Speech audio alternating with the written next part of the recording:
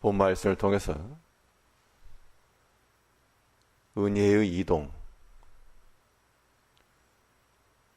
은혜의 이동이라는 제목으로 하나님의 말씀 증거하겠습니다. 이동한다 할 때 이동의 수단이 필요합니다. 오늘날 많은 이동 수단들이 있어서 버스도 있고 열차도 있고, 우리가 안전한 곳에 이르기 위해서는 안전이 담보된 그런 수단을 선택해야 됩니다. 근데 요즘에는 또 빠르게 이동할 수 있는 그런 수단도 있지만 위험한 것들도 있습니다. 그 위험한 것에 몸을 실었다가 거기에서 큰 화를 당할 수가 있는데, 스스로의 선택입니다. 그런 걸 선택하지 않고 안전한 거, 그걸 선택하면 좋은데, 이 본인의 마음에 따라 급한 마음을 가지고 또 자기의 유익을 위해서 뭔가를 선택했지만 그것이 도리어 화를 부르는 경우가 있다는 겁니다. 우리가 하나님의 은혜를 얻고 그 은혜의 세계에 살아가기 위해서도 은혜의 이동수단들이 필요한데, 그러면 하나님의 은총 가운데 가기 위해서 안전이 확보된 그 하나님을 은혜를 얻기 위해서 우리가 어떠한 수단들을 써야 될 것인가? 오늘 본 말씀을 통해 살펴보게 되면, 먼저는 이런 칭찬의 말을 통해 이 은총을 얻게 되는 겁니다. 칭찬의 말이라고 하는 것은 우리 성도들에게 안전한 길이요, 또 좋은 곳에 이를 수 있는 그러한 수단이 됩니다. 그런데 사람들이 이런 좋은 수단을 놔두고 위험한 거, 도리어 해가 되는 것들을 택하게 마련인데, 우리가 그런 미혹에서부터 벗어나야 됩니다. 그래서 우리가 말을 할 때 힘이 되는 말이요, 또 칭찬과 격려의 말을 하는 것은 은혜에 이를 수 있는 길이요, 반대로 비록 사실을 말한다 할지라도 비난과 또한 책망의 말이라고 하는 것은 좋은 수단이 될 수가 없습니다. 오늘 본문 10절 말씀에서는 너는 종을 그 상전에게 회방하지 말라. 그가 너를 저주하겠고 너는 죄책을 당할까 두려우니라. 어떤 종이 있었는데 그 종의 행실에 대해서 그 주인에게 회방했다라고 하는 것은 비방의 말을 했다라는 뜻입니다. 없는 말을 하진 않았겠죠. 아예 없는 말을 지어서 하지 않았겠으나, 그러나 그 종의 행실에 있어서 비방의 말 혹은 잘못된 말, 그 사람에게 있어서의 부족한 말, 이런 것들을 그 주인에게 전달하였을 때 이것이 마치 회방하는 것이요, 그 결과는 어떻게 되는가? 그 종에 대해서 회방의 말, 비방의 말 하는 것이 비록 사실이요, 팩트일지라도 나중에는 그 말을 전달한 사람에게 죄과가 있다라고 지금 이야기하고 있습니다. 특별히 믿음 안에서 교회 공동체 내에서도 우리가 어떠한 말을 한다고 할 때에는 우리가 없는 말을 하진 않습니다. 사실이죠.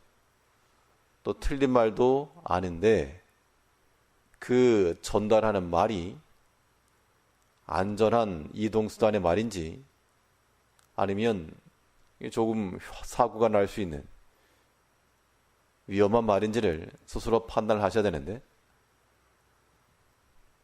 비방과 책망의 말이라고 하는 것은 조금 가다가 금방 넘어질 수 있는 그런 위험한 수단이요, 또한 칭찬과 격려의 말이라고 하는 것은 더 안전하고 좋은 곳에 이룰 수 있는 길입니다. 스스로 선택인데 무엇을 선택할 것인가? 많은 사람들이 안전한 길을 갈 것 같지만 그렇지가 않습니다. 사람의 마음이라고 하는 것이 자기 자신을 영광스럽게 하고 싶어 해도 다른 사람들을 조금 제껴놔야 자기가 영광이 된다, 그렇게 생각하기도 하고, 또 자기는 더 낫다, 이러한 내재된 교만함이 지금 이 종에게, 주인에게 회방에, 비방에 말한 사람은 같은 종의 위치에 있는 사람일 경우가 있다는 겁니다. 다 같은 종들인데, 다 같이 주인을 위해서 수고하고 희생할 사람들인데, 보아하니 종의 허물이 보였다는 겁니다. 이 허물이라고 하는 것은 누구에나 있기 마련인데, 우리가 그것을 이야기거리로 삼고 그것을 전달하게 되게 되면 나중에는 그에 대한 책임이라고 하는 것이 자기에게 돌아온다. 그러므로 우리가 하나님의 은혜 가운데서 그 은혜의 세계에 이동하기 위해서는 절대로 이러한 비방이나 비난의 말 위에 우리 자신이 올라서거나 우리가 또한 그러한 일에 거점, 통로가 되어서는 안 될 일입니다. 스스로에게도 유익한 게 없습니다. 반면 분명히 같은 종의 입장에 있다 보면 잘하는 것도 있죠. 선한 면이 있다는 겁니다. 100% 선한 사람도 없고 100% 악한 사람도 없다면 분명히 유익한 것, 좋은 면도 있기 마련일 것인데, 그러한 것으로 주인에게 전달해 주게 되면 그 상대방의 종을 높이는 것이기도 하지만 그것이 결국 자기를 높이는 길이기도 하다. 이러한 것을 기억하지 못한다는 겁니다. 이게 정말 좋은 방법인데, 우리가 좀 근시안적 시각을 가지고 비방의 말을 먼저 하게 되게 되면 그것이 도리어 해로움을 준다. 우리가 기억을 하시고, 복음의 전달이라고 하는 것은 복된 소식입니다. 좋은 소식을 전달할 줄 아는 자가 되어야 됩니다.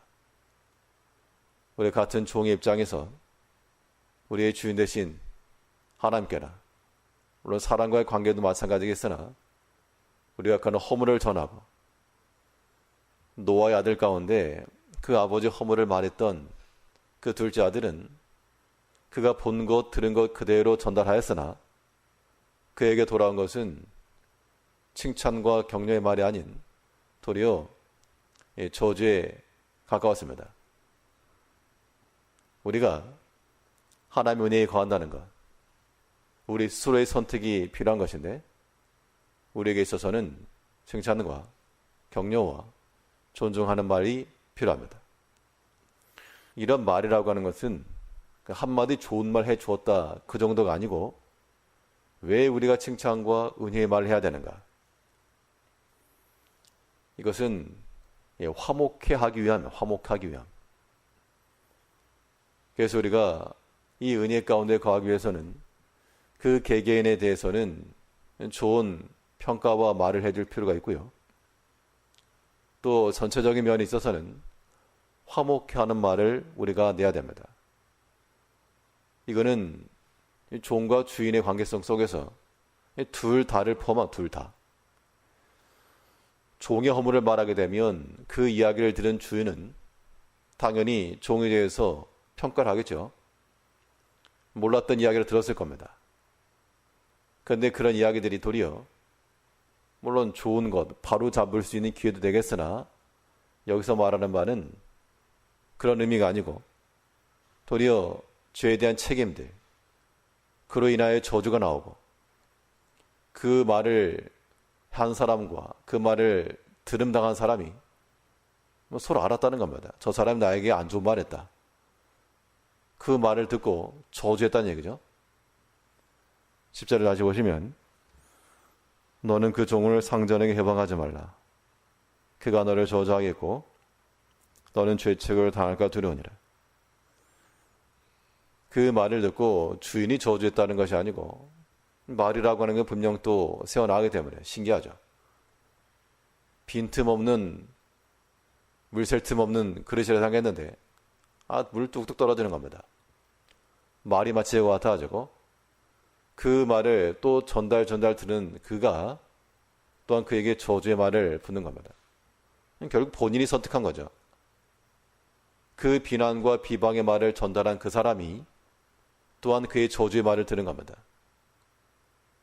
우리가 그런 선택을 할 이유가 전혀 없고 그런 관계성이 있다 그러면 서로 반목하게 될 것이고 서로 불편할 것이고 이런 관계는 절대로 좋은 관계가 될 수가 없습니다. 특별히 신앙 공동체 내에서는 이 구성원들 사이에서 우리가 비록 사실을 적시했다 할지라도 비난과 비방의 말이 돌게 되면 또 다 듣습니다. 들립니다. 이것이 또한 저주가 되지 아니하도록 우리 한 번 더 생각을 해서 화평케 하는 말이요 화목하게 하는 말들이 우리 가운데 나와야 됩니다. 그러면 그 결과로 그 공동체 안에 포함되어 있는 나 자신도 그 화목과 화평의 열매를 함께 거두는 겁니다. 그리스도께서 우리에게 우리의 모든 죄를 비난하지 않으시고 다 용서하시고 화목하게 하셨던 것처럼 이제 우리가 모든 형제들 간 또 우리 개개인의 삶 가운데서 모든 관계성 속에서라도 우리를 통하여서 비난과 비방의 말들 사람들이 듣기 좋아하고 말하기 좋아하는 그런 것을 전달하는 것이 아니라 은혜의 말이요 칭찬의 말이요 화목케 하는 말을 통해서 함께 즐거워하며 또 우리가 영광을 얻을 줄 아는 좋은 말 해주면요 좋은 말 돌아오게 되어 있습니다. 소술의 영광을 취할 줄 아는 지혜로운 성도님들 되시길 바랍니다. 기도하겠습니다.